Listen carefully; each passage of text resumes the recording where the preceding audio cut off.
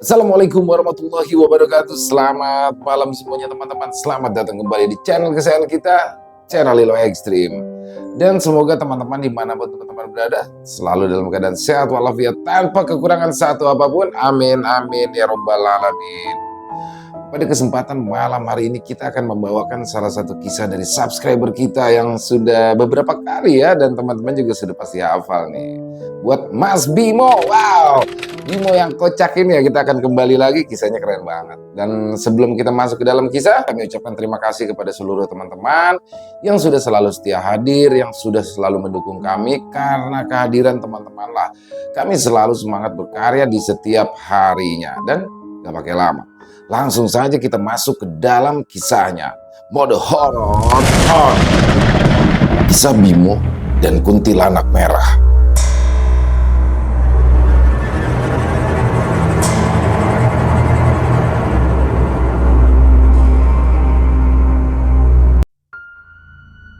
Jakarta, pertengahan September tahun 2001. Perkenalkan, namaku Bimo. Di sore hari itu, saat diriku tidak ada jadwal latihan band, maka aku pun bergegas masuk kelas untuk mengikuti mata kuliah pertama.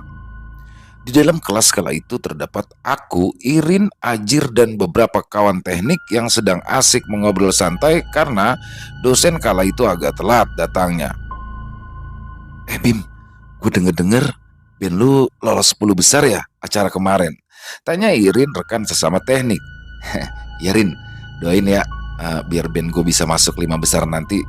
Kan gue juga bawa nama baik kampus, juga fakultas teknik, ucapku membalas pertanyaan Irin. Ya Bim, pasti dong, gue sama anak-anak pasti dukung band lu. Tapi sorry, kemarin gue gak sempet datang buat nonton lu mentas, ada urusan keluarga, sorry ya, sahut Irin lagi. Gak apa-apa, slow, timpa aku. Oh iya, ngomong-ngomong, Mr. Bean mana nih? Tumben belum datang, tanyaku kepada Irin. Ya, Mr. Bean, itu adalah julukan dari kami para mahasiswa untuk memanggil dosen kalkulus kami. Biasalah Bim, rumahnya kan jauh, macet juga, jadi ya kadang-kadang telat masuknya. Ibu Irin menanggapi pertanyaanku itu. Ya udah, gue mau ke depan dulu, mau beli rokok, asem nih. Ada yang mau nitip beli nggak? Tanyaku kala itu kepada teman-temanku. Patungan aja, anggaran buat rokok minim, sahut Irin. Gue sama Hendrik ikutan patungan Bim, timpal Ajir yang mendengar diriku ingin berangkat ke warung depan kampus untuk membeli rokok ketengan. Ya udah sini, mana duit lo? Urunan aja biar dapat setengah bungkus, gue udah bil-ter, sahutku menanggapi keinginan Ajir dan Hendrik. Singkat cerita, bergegaslah aku keluar kelas untuk membeli rokok yang ada di seberang jalan depan kampus. Setelah membeli rokok, aku pun langsung kembali untuk menuju kelas, dan ternyata kala itu dosenku Mr. Bean sudah hadir yang sedang memberikan mata kuliah. Di situ aku pun langsung membagi-bagikan rokok yang sudah aku beli tadi. Dan setelah itu, akhirnya aku dan kawan-kawan sekelasku yang lain pun tenggelam dalam mata kuliah yang semakin lama semakin membuat kepalaku ngebul. Ya, sungguh mata kuliah yang sangat sulit kala itu.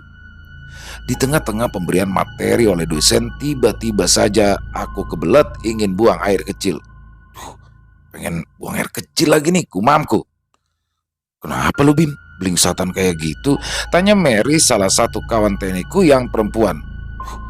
Pengen pipis gue Mer, anterin yuk, sahutku sambil melirik nakal si Mary.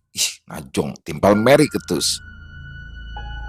Setelah meminta izin dengan Mr. Bean, segera aku pun langsung bergegas untuk ke toilet kampus. Namun langkahku seketika terhenti saat sampai di depan lorong yang menuju toilet. Saat itu lorong tersebut terlihat sangat gelap. Mana sih? Masa bohlam aja gak kebeli, gumamku dalam hati kala melihat lorong yang gelap tersebut. Namun karena sudah merasa tak tahan, kupaksakanlah diriku untuk berjalan menerobos kegelapan lorong. Segera diriku bergegas ke arah toilet pria yang letaknya persis di sebelah kanan dari toilet wanita. Setelah menunaikan hajat, segeralah aku bergegas untuk kembali ke kelasku. Namun saat aku membuka pintu toilet, betapa terkejutnya aku. Astagfirullahaladzim. Ih, si emak bikin kaget aja. Ucapku terkejut kala aku melihat keberadaan si emak pemilik warung belakang kampus yang kala itu sedang berdiri di depan pintu toilet pria. Dari mana, mak? Rapi bener pakai baju kebaya segala. Ucapku mencoba untuk membuka percakapan. Di situ, emak warung itu hanya nampak diam, tak menjawab sapaanku. Dih, si emak diem aja. Dari mana, emak? Kembali diriku mencoba untuk bertanya. Namun, di situ kembali emak warung ini hanya terdiam dan memandangi diriku dengan tatapan yang terlihat aneh. Kemudian, ia pun berjalan perlahan menuju toilet wanita yang ada di sebelah. Ih, ngapain situ emak? Aneh banget. Ngeliatinnya aneh gitu. Gumamku dalam hati. Mendapati hal itu, segeralah aku langsung berlari meninggalkan tempat tersebut untuk kembali di kelas. Udah, tanya Mary padaku. Ya udahlah, masa belum? Ngapain lama-lama timpalku? Ya kan, biasanya kalau lu izin keluar, masuknya lagi nanti kalau mata kuliah udah mau selesai. Goda Mary. Ya enggak lah, abis sih lu nggak mau nganterin, serem tahu di sana. Mana gelap lagi lorongnya. Lampunya pakai lampu 5 watt. Horor banget, sautku menambahi. Gitu aja takut, ucap Mary. Iya Mer, tadi gue ketemu sama Mak Warung di toilet. Kaget gue pas ketemu, ungkapku. Ngapain Mak Warung di toilet laki-laki, Bim? Tanya Mary penasaran. Ya bukan di dalam toilet laki-laki, Mary, tapi depan pintu toilet. Dengerin dulu dong, timpalku menanggapi perkataan Mary. Shh, Bim, Mer, lo berdua lagi diliatin tuh sama Mr. Bean, ucap Irin kala itu sedikit berbisik.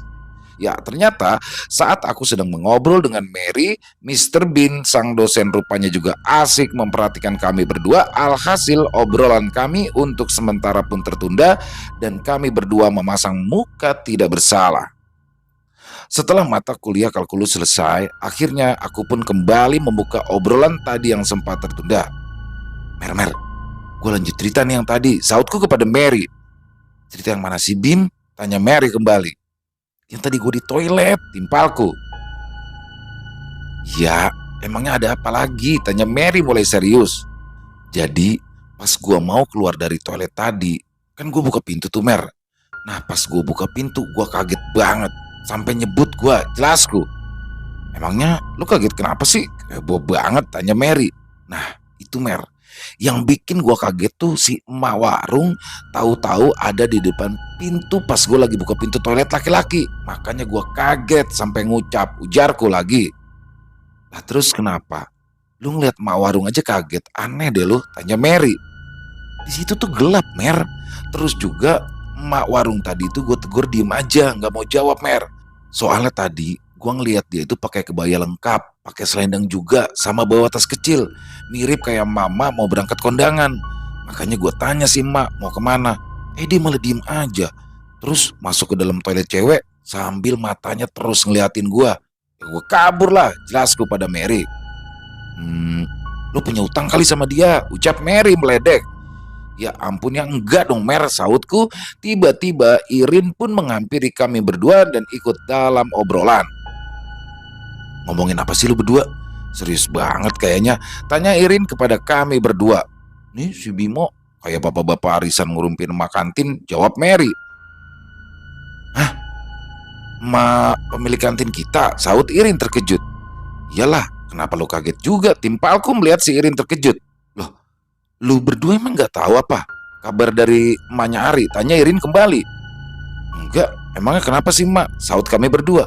Ya ampun, emak kantin itu udah meninggal seminggu yang lalu. Timpal Irin mendengar hal itu, betapa terkejutnya kami berdua. Apalagi aku yang baru saja bertemu dengan sosok emak warung tadi di depan toilet. Yang bener dong lu Rin, jangan ngadi-ngadi lu. Tadi gue itu ketemu dia persis di depan toilet. Timpalku mencoba membantah ucapan Irin. Serius Bim, lu baca aja sana di mading, ada kok pengumumannya, imbu Irin. Dengan masih penuh rasa tidak percaya, aku dan Mary pun langsung menuju ke arah mading fakultas di samping ruang dosen. Dan ternyata benar, di mading itu tertulis jika fakultasku mengucapkan bela sungkawa atas meninggalnya Ibu Nurminten, yaitu Mak Kantin. Saat itu aku pun hanya terdiam lemas dan pikiranku mendadak kacau. Jadi Yang tadi ketemu sama gue siapa ya? Mana gue tahu Bim, lu kan yang ketemu, jawab Mary. Bener Mer, gue nggak bohong.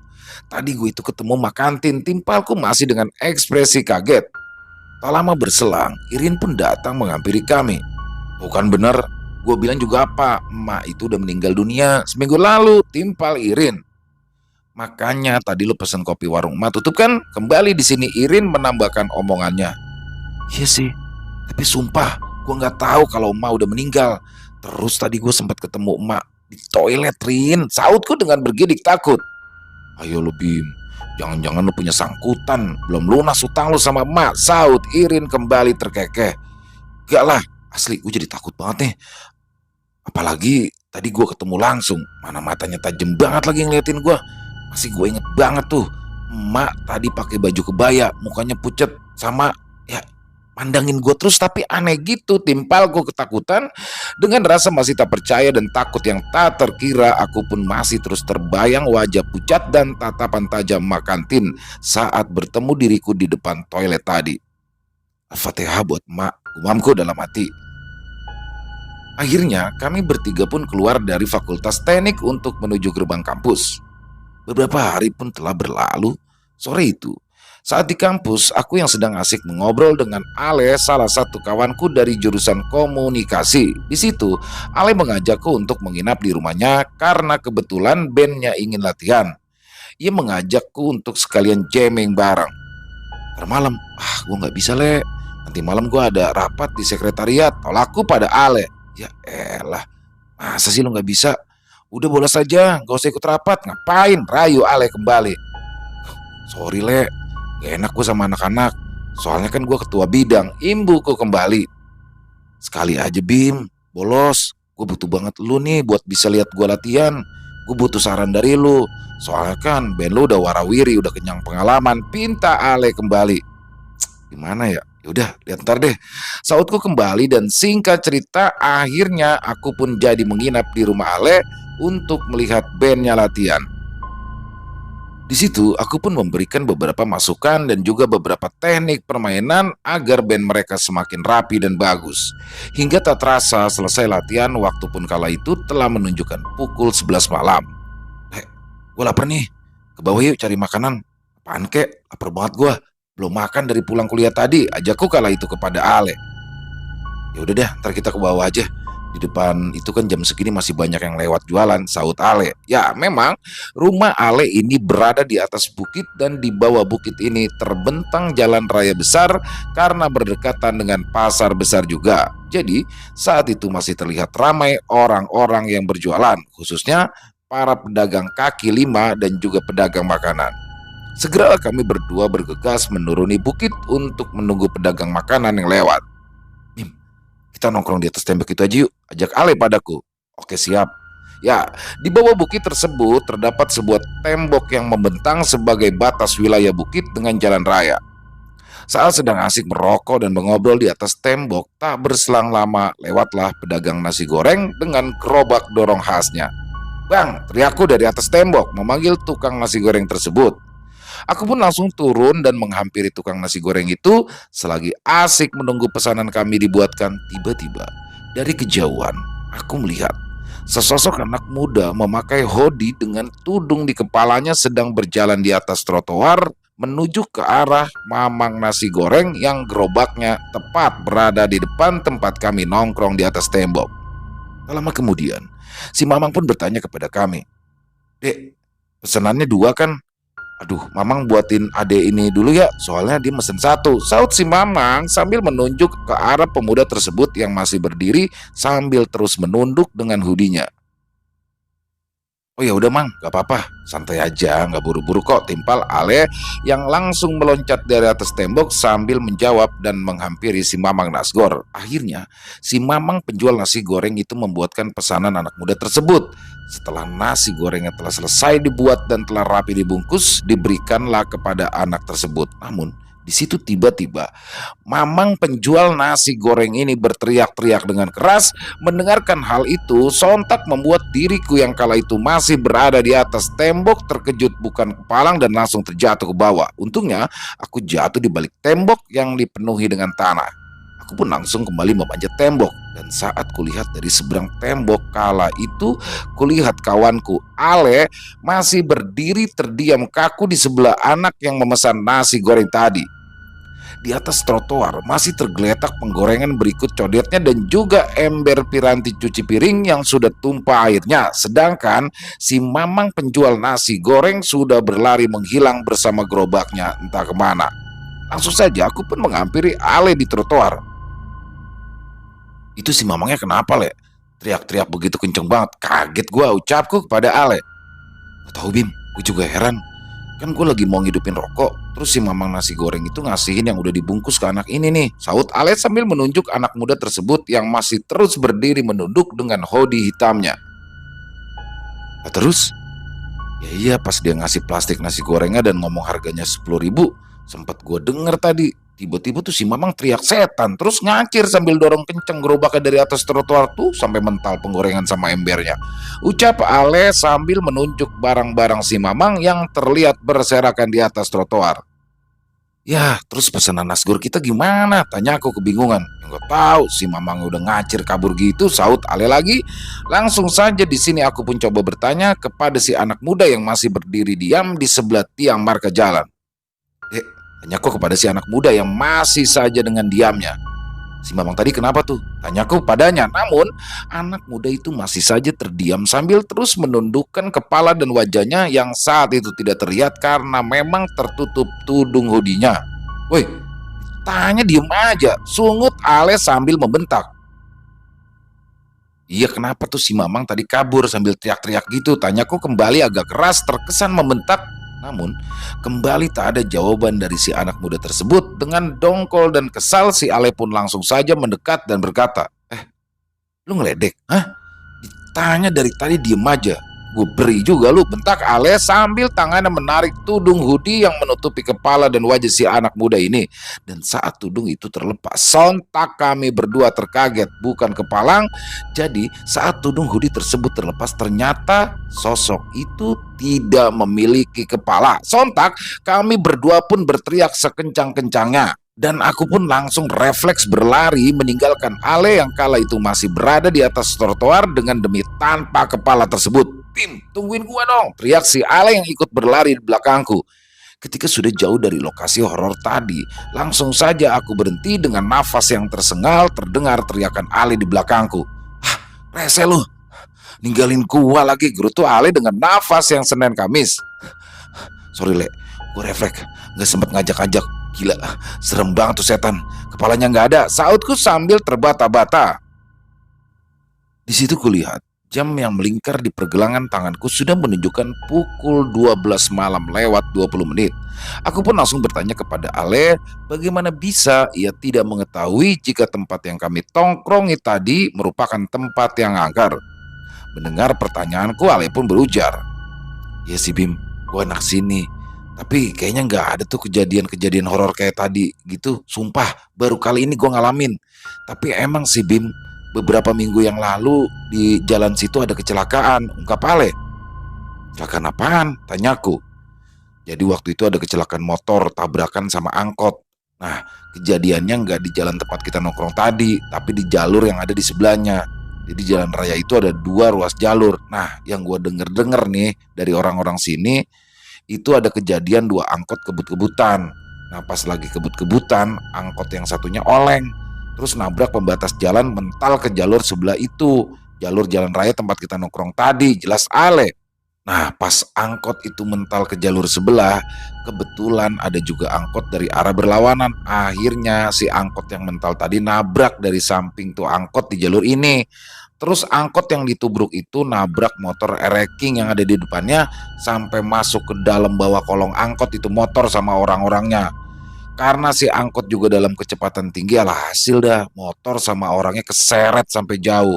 Dengan posisi motor sama orangnya masih di bawah angkot itu Bim, ujar Ale sambil merinding menceritakan kejadian kecelakaan tersebut. "Nah, habis itu gimana, Le?" tanyaku kembali, penasaran dengan kelanjutan ceritanya.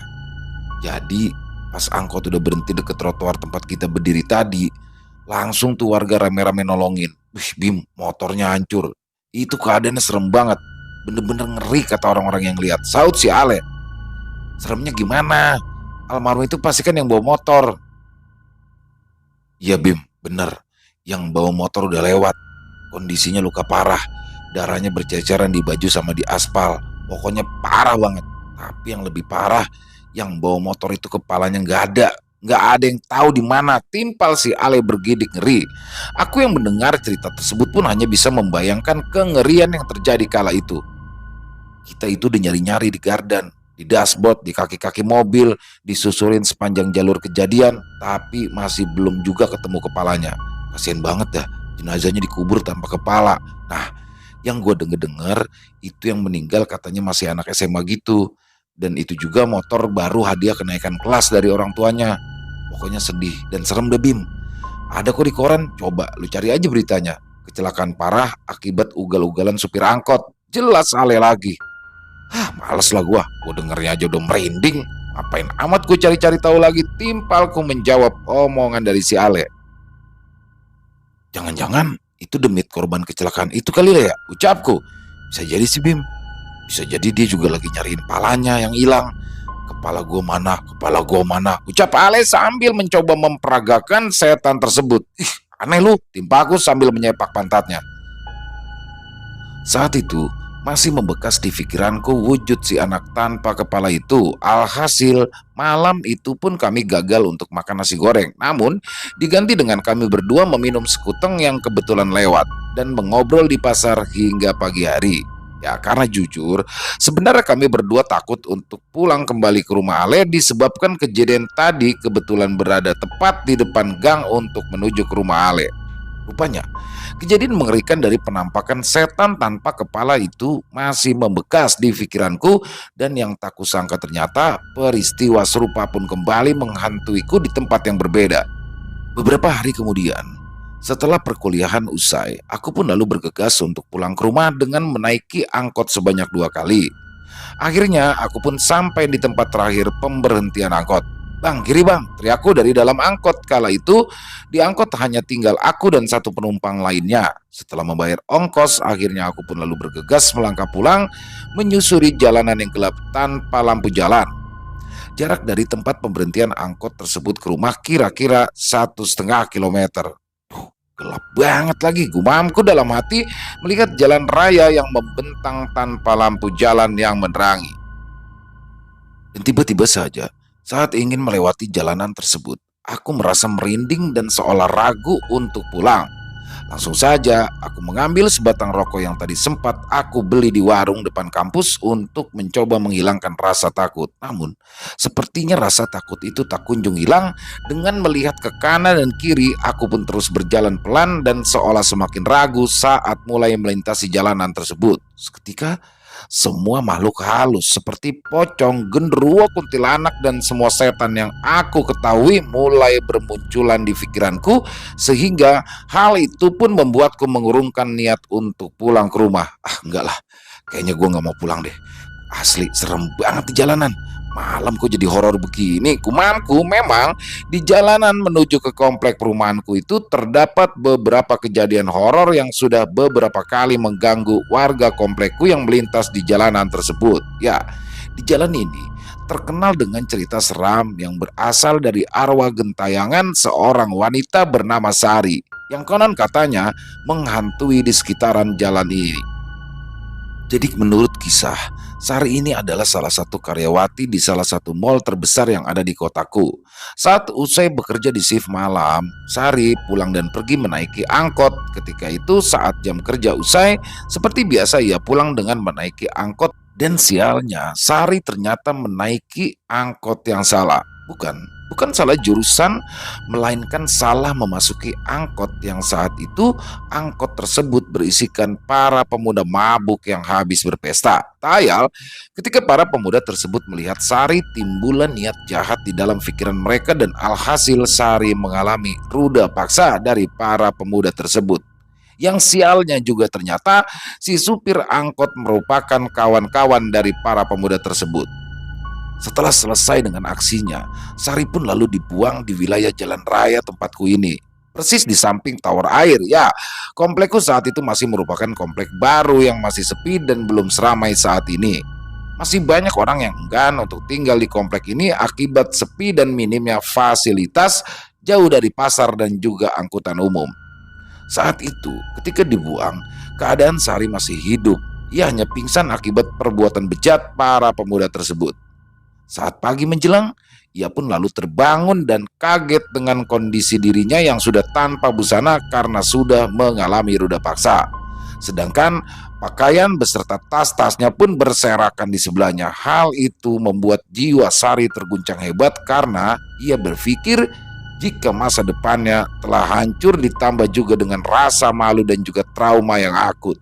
Hingga akhirnya Sari pun memutuskan untuk mengakhiri hidup dengan cara gandir menggunakan seutas tali yang dibuat dari selendang pakaiannya. Ya, Sari melakukan aksinya itu tepat di tiang tower air yang sekarang aku akan lewati ini. Di situ, menurut penuturan warga, setelah peristiwa itu arwah Sari gemar menghantui warga komplekku yang sedang berjalan melintas di jalanan ini. Dari gangguan suara-suara panggilan, isak tangis hingga kendaraan yang tiba-tiba mati mendadak tepat di seberang tower ini. Karena membayangkan cerita itu, alhasil diriku pun membatalkan niatku untuk pulang ke rumah malam itu dan mengalihkan tujuanku untuk menginap saja di rumah temanku yang bernama Wawan. Ya, Wawan adalah salah satu kawan masa SMP dan SMA ku dulu hingga saat ini, dan rumahnya tidak begitu jauh dari komplek perumahanku. Namun, kembali aku berpikir dalam hati, kan rumah si Wawan harus ngelewatin kebun coklat sama kelapa. Serem juga ah. Kayaknya gue ke rumah si Hendra aja dulu. Ajak dia sekalian ngajak nginep di tempat Wawan. Pasti dia mau. Soalnya dia kan demen main PS. Gumamku dalam hati. Segeralah aku pun putar langkah untuk menuju ke jalan tempat pemberhentian angkot terakhir tadi, yang sekarang kondisinya semakin seram karena sudah tak ada lagi angkot yang berhenti di jalan tersebut. Singkat cerita, sampailah aku di rumah Hendra. Namun ternyata seluruh kawan-kawanku masa sekolah dulu sedang berkumpul di sana. Wih, baru pulang kuliah Bim? Apa dari rumah lo? Tanya Ari, salah seorang kawanku juga. Dari kampus gue, Ri. Tadinya mau main ke rumah si Wawan, ucapku sambil tanganku memegang bahu Wawan yang kebetulan juga ada di situ. Loh, kok nggak langsung aja tadi ke sana? Tanya Hendra padaku. Ya, rencananya gue tadi mau ajak lu sekalian. Ternyata lu semua ada di sini. Timpalku menjawab pertanyaan Hendra. Ya nih Bim, kita mau ke rumah saudaranya si Wawan, mau main PS, kalian nemenin si Wawan jagain rumah saudaranya, saut Ujang yang juga merupakan kawanku. Loh, kok nggak ke rumah Wawan? Tanyaku kembali. Agak Bim, kita semua mau ke rumah saudaranya Wawan aja, timpal Ujang. Jauh nggak? Tanyaku kembali. Gak Bim, itu loh rumahnya yang di depan rumah gua, itu kan rumah saudara gua, timpal Wawan menjawab pertanyaanku. Oh, yaudah, ayo sekarang aja ajakku kepada mereka. Ntar dulu Bim, kita lagi nungguin si Kiting nih buat beli rokok sama gorengan buat tar malam, saut Wawan menjawab ajakanku tadi. Singkatnya, setelah Kiting datang, segeralah kami semua beranjak dari rumah Hendra untuk menuju ke rumah saudaranya Wawan dengan berjalan kaki. Wan, ntar lewat mana kita? Tanyaku kepada Wawan. Lewat kebun coklat sama kelapa aja lah Bim, kalau ngikutin jalan aspal jauh, muter. Enakan lewat kebun coklat, deket kok, saut si Kiting. Serem tau lewat situ, kan ada kuburan lama juga Ting. Timpalku menolak ajakan mereka. Cemen banget, kita kan rame-rame, ngapain juga takut, ucap Hendra meledekku. Udah santai aja, ntar gua sama Kiting yang jalan di depan mimpin jalan, lu di belakang aja ikutin gua, timpal Wawan memotong perdebatan kami. Ya, Wawan dan Kiting merupakan anak asli kampung itu dan rumah mereka pun berdekatan. Setelah melewati beberapa rumah yang ada di perkampungan itu, tibalah kami di depan sebuah perkebunan coklat dan kelapa tersebut. Suasana seram dan gelap pun langsung menyambut kami. Serius nih, kita lewat sini? Tanyaku kembali. Ya iya Bim, kenapa sih lu takut banget? Gak ada apa-apa kali, santai. Celoteh Hendra masih dengan sikap sok beraninya. Ya udah, gue sama Kiting di depan duluan. Lo semua ikutin aja, pinta Wawan kepada kami. Segeralah kami mulai memasuki perkebunan coklat dan kelapa tersebut, yang bagiku sangat menyeramkan, apalagi jika disuruh jalan sendirian di sini. Itu adalah hal yang sangat mustahil, gumamku. Jadi Posisi kami berjalan di perkebunan ini adalah Kiting di paling depan, disusul Wawan, Ujang, Ari, aku dan Hendra. Ih, gue di belakang, ucap Hendra merengek. Lah, tadi kan lu bilang gak ada apa-apa. Kok lu yang sekarang jadi cemen? Ejekku sambil tertawa. Ya gue kirain ada lampu atau rumah-rumah gitu, Bim. Nggak taunya nggak ada, kebun semua ini, saut Hendra. Yang mana ada rumah kalau di kebun, keong, saut Ari. Udah, pada berisik banget sih. Ini jalan lebar kayak gini, ngapa jalan pada dempet-dempetan gini, kayak jalan setapak aja. Gerutu Wawan yang merasa kesal karena terdorong-dorong dengan kami yang terus berjalan berdekatan, saling merapatkan diri saking takutnya. Udah, jangan pada berisik lagi.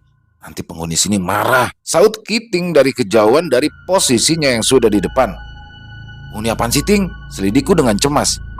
Ya penghuni kebun lah, masa lu gak paham, sahut si Kiting dengan perasaan yang tak karuan. Aku pun lalu terus mengikuti langkah kawan-kawanku yang mulai berjalan berdempetan karena saking takutnya akibat horornya suasana perkebunan ini di malam hari. Yaudah jalan lagi, sekarang jaga omongan, gak usah mikirin yang aneh-aneh, pinta Kiting lagi kepada kami. Kemudian kami pun mulai berjalan di area perkebunan coklat dan kelapa yang lumayan luas dan juga panjang ini. Dengan diselingi oleh gerutuan dan juga ocehan para penakut ini, di sela-sela hening dan gelapnya perkebunan itu tiba-tiba terdengar suara dari arah belakang. Woi, tunggu bentar dong, teriak Hendra. Sontak kami semua pun berhenti berjalan. Ada apaan lagi sih, Indra? Gerutu Ujang. Bentar woi, gue nginjek apaan nih? Saut Hendra dari arah belakangku. Pinjam korek, ada yang nganterin korek gak? Tanya Hendra lagi. Dan saat korek dinyalakan, sontak aku pun tertawa terpingkal-pingkal. Ternyata kala itu kaki kanan Hendra menginjak kotoran kerbau yang lumayan besar. Ditambah saat kakinya diangkat, ternyata sandal jepitnya tertinggal di dalam kotoran kerbau tersebut. Hal itu membuat kami semua pun tertawa terpingkal-pingkal. Woi, lama banget di belakang. Apain sih? Buruan dong, teriak si Kiting dengan keras. Tunggu Ting, tunggu. Nih kaki sama sendal Hendra kelelep di tai kebo. Sautku setelah Hendra mengambil sandal jepitnya. Akhirnya perjalanan kami pun dilanjutkan untuk terus melintasi perkebunan ini agar segera tiba di rumah si Wawan. Jangan deket-deket gue, Ndra. Bau, pintaku pada Hendra. Sialan lu, sautnya. Di sela perjalanan saat itu kami pun sudah berada di tengah perkebunan yang semakin gelap dikarenakan sudah memasuki perkebunan kelapa dan juga beberapa pohon melinjo dengan pohon petai yang tumbuh subur. Hal itu membuat sinar rembulan tak terlihat karena semakin rapat dan gelapnya perkebunan itu. Di situ tiba-tiba saja terdengarlah sebuah suara, kedebuk. Mendengar hal itu, sontak kami semua pun berhenti dan saling menebak bunyi apakah yang barusan jatuh dan terdengar tadi. Bunyi apaan itu? Tanyaku sedikit berbisik. Namun, nampaknya pertanyaanku itu pun tidak ada yang menggubris. Kembali di sini, aku pun mencoba kembali bertanya kepada Ujang. Ujang, bunyi apaan ya? Kau tahu, Bim, jawab Ujang singkat. Kayaknya ada yang jatuh di dekat si Ari, Bim. Timpal Ujang kembali. Itu apa yang jatuh? Tanyaku berbisik kepada Ari yang tepat berada di depanku. Namun kala itu Ari tak menjawab pertanyaanku, hanya mata dan mulutnya yang ingin mengatakan sesuatu. Dan di sela-sela keheningan tersebut, tiba-tiba Ari berteriak, "Kepala!" Teriaknya sambil berlari. Ternyata itu adalah sosok kepala dengan rambut yang terurai dan noda darah di mulutnya terjatuh persis di depan Ari hingga ia pun berteriak histeris. Mengetahui hal itu, sontak kami pun semua berlarian kocar-kacir dalam gelapnya perkebunan malam itu. Ada yang berlari ke arah kanan, ada juga yang ke kiri, membuat kami semua pun akhirnya terpisah. Sedangkan aku dan Hendra kala itu tertinggal cukup jauh di belakang. "Dra, lepasin dong Dra, lepasin!" teriakku karena Hendra dengan kencang dan erat menarik mejaku. "Bim, jangan tinggalin gua Bim, gua takut," bintanya. "Iya tapi jangan tarik-tarik baju gua, tangan lo itu bawa tai kebo setan," bentakku. "Bim, tungguin gua Bim." Mendapati itu aku pun bergantian memegangi baju Hendra dan ikut berlari. Alhasil kami semua di perkebunan itu pun kocar-kacir berlarian entah kemana. Singkatnya, setelah berhasil keluar dari area perkebunan dan mulai berhasil menemukan rumah Wawan, aku dan Hendra pun segera menghampiri beberapa kawanku yang kala itu sudah berhasil duluan sampai di rumah itu. "Lu gimana sih, Ting? Malah kabur duluan ninggalin kita-kita," gerutu Hendra dengan kesal. "Iya nih, lu berempat pada kabur lari duluan," ucapku ikut kesal. "Lah, bukan gua duluan yang lari, no si Ujang duluan lari ngelewatin gua. Gua aja masih bengong kok nyari-nyari bunyi apaan tadi yang jatuh. Tahu-tahu si Ujang udah lari. Ya gue ikut lari lah," saut Kiting. "Emang yang jatuh tadi kepalanya siapa sih?" tanyaku kembali. "Tahu, tanya aja tuh si Ari, dia kan yang lihat," ucap Wawan dengan nafas yang masih tersengal-sengal. "Ri, emang lu tadi lihat apaan sih?" tanyaku penasaran. Gua tadi lihat pala. Jelas banget itu kepala orang. Mukanya serem banget. Parah, banyak darah. Merinding gua ngebayanginnya. "Ntar kalau balik lagi, gua ogah lewat jalan situ," ungkap Ari ketakutan. Dan singkat cerita, akhirnya berkumpullah kami semua di rumah saudaranya Wawan. Peralatan PlayStation pun langsung diambil Wawan dari rumahnya. Mulailah kawan-kawanku sibuk bergantian memainkan permainan PlayStation tersebut. Namun tidak dengan Ari. Nampaknya ia masih trauma atas peristiwa tadi hingga membuatnya tak berselera lagi untuk bermain PS dengan kami semua. Dan aku sendiri hanya jadi penonton. Ya, karena memang aku yang tak begitu menyukai permainan PS, khususnya game sepak bola. Karena merasa bosan melihat permainan tersebut, akhirnya aku pun mencoba rebahan di dekat pintu kamar yang kala itu tertutup rapat yang berada di dekat ruang tamu tersebut. Hingga akhirnya perlahan aku pun mulai hampir tertidur, dan di antara tertidur dan tidak itu tiba-tiba aku merasa seperti ada yang menggelitik di wajahku. Ya, seolah seperti ada semut yang menggerayangi wajahku. Saat aku coba sedikit membuka mata, tiba-tiba saja kulihat kala itu di depanku seperti ada sosok wanita cantik berambut panjang berwajah pucat sedang menatapku dengan tajam. Ya, sosoknya sedang berdiri di depan pintu yang aku lintangi dengan posisi tidurku. Sontak aku pun terbangun dan mengucap "Astagfirullah" sambil mengusap wajahku karena kaget, dan seolah seperti nyata saat aku terbangun itu kulihat kawan-kawanku masih seru memainkan permainan PS tersebut. Woi, woi," teriakku.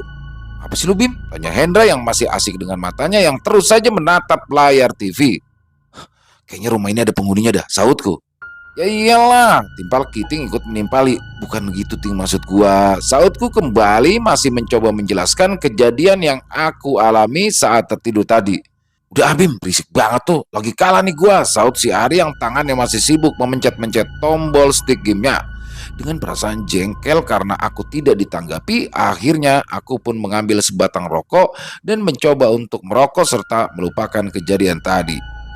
Sesaat diriku mulai terserang rasa kantuk kembali. Akhirnya rokok pun kumatikan dan mulai mengambil posisi di depan pintu kamar tersebut untuk kembali rebahan, mencoba untuk tidur lagi. Ya, karena hanya di bagian tersebut masih ada ruang untuk diriku bisa rebahan. Sebab di karpet ruang tamu itu sudah penuh ditempati oleh kawan-kawanku yang sibuk bermain PS.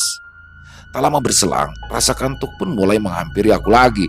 Dan saat sudah mulai terlelap antara tidur dan tidak, tiba-tiba wajahku pun kembali seolah seperti digerayangi ribuan semut atau gesekan lay-lay rambut. Saat itu, ku coba kibaskan sesuatu yang menjalari wajahku itu. Sesaat menghilang, namun kemudian muncul lagi. "Apaan sih nih?" dengusku kesal. Dan saat ku coba membuka mataku, seketika sontak diriku kembali terkejut. Astagfirullah, di situ terlihat dengan jelas sesosok wanita berwajah pucat dengan sorot mata yang tajam sedang menatapku dengan sorot matanya yang seolah mengancam. Dengan rambutnya yang panjang, mengenakan gaun merah menambah keseraman dirinya. Dan saat sosok tersebut berdiri pas di sebelah tubuhku yang sedang tidur rebahan, sontak aku pun langsung berdiri dan mengusap kedua mataku. Namun saat mataku telah terbuka dengan sempurna, sosok yang kulihat tadi sudah tidak ada. Langsung saja aku pun berbicara kembali kepada Kiting, Wawan, Ujang, dan juga Hendra. "Ting, sumpah, Ting, ini rumah ini ada penghuninya," ucapku bergetar. "Maksud lu penghuni apaan sih?" tanya Hendra tanpa menoleh padaku. "Udah deh, jangan ngaco, Bim, gak usah ngomong yang aneh-aneh," timpal Kiting. Beneran Ting, gak bohong gua, ucapku. Ya udah bawa santai aja sih, udah tidur lagi aja sono, imbu Kiting kembali.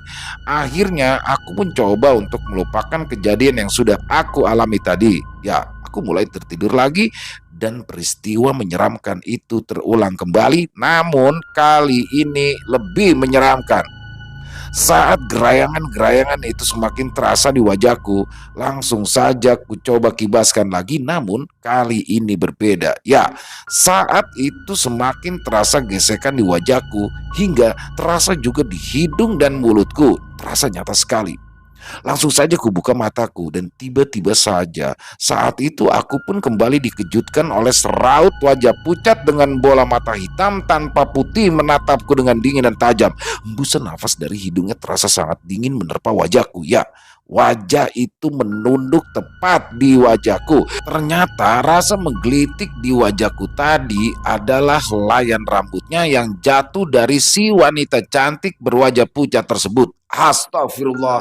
Kembali aku berteriak kencang dan langsung membuatku melompat dari posisi rebahanku. Dan sialnya, saat aku terbangun kali ini, semua kawan-kawanku sudah tertidur pulas di atas karpet, sedangkan sosok itu masih saja berdiri di tempat ia berdiri tadi. Ya, tepat di depan pintu yang menjadi tempat tidurku tadi.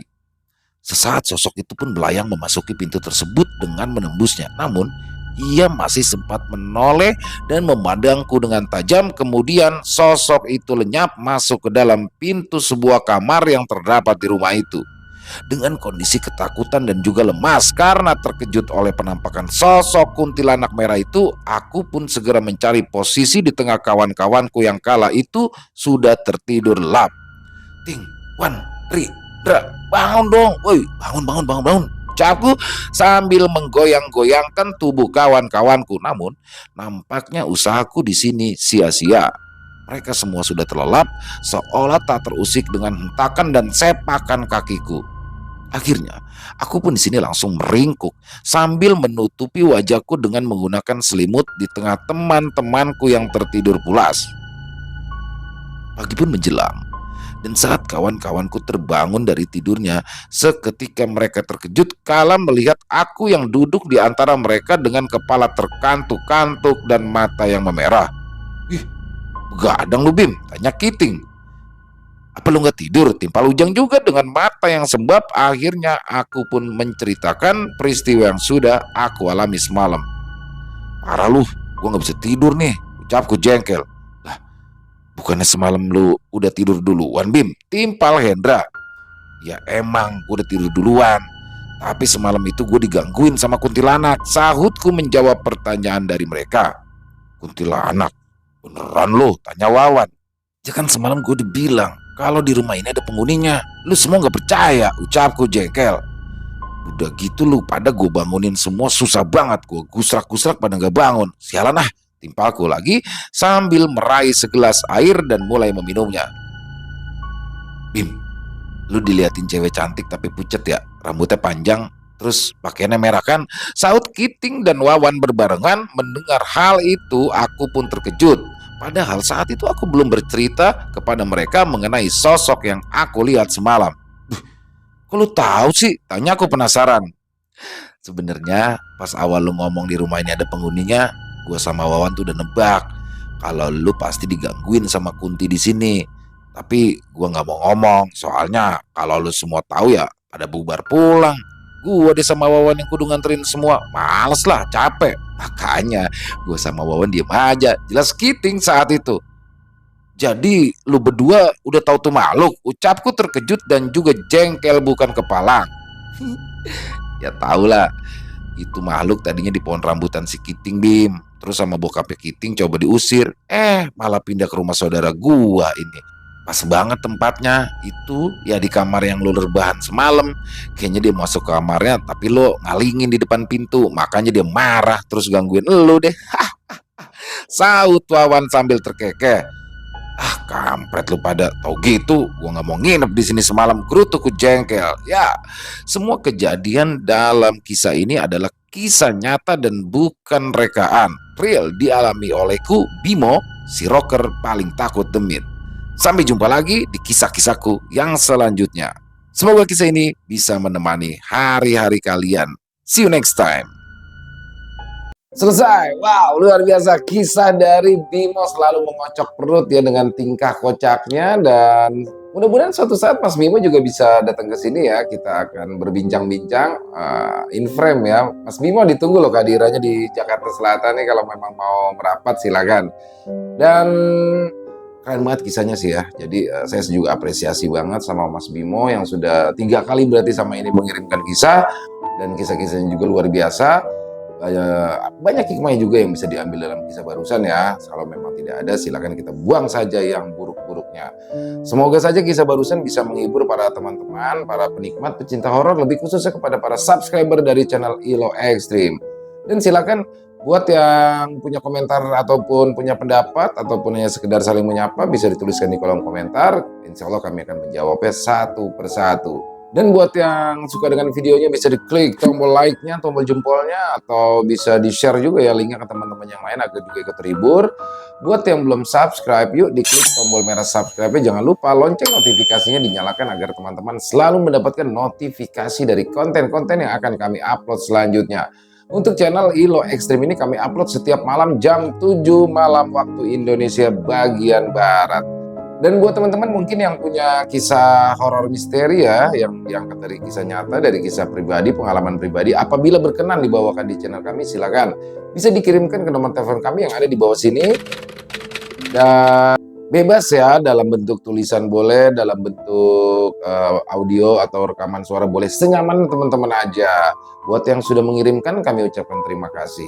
Dan di akhir kata, saya ILO mengucapkan permohonan maaf apabila mungkin dalam pembawaan kisah barusan ada kata-kata saya yang salah ataupun kata-kata saya yang kurang berkenan. Saya mohon dibukakan pintu maaf yang seluas-luasnya. Dan sampai berjumpa lagi di konten-konten kami selanjutnya yang pasti tidak kalah ngerinya, yang pasti tidak kalah seramnya, masih bersama saya ILO di channel ILO Extreme. Salam sehat sukses selalu untuk kita semua. Wassalamualaikum warahmatullahi wabarakatuh.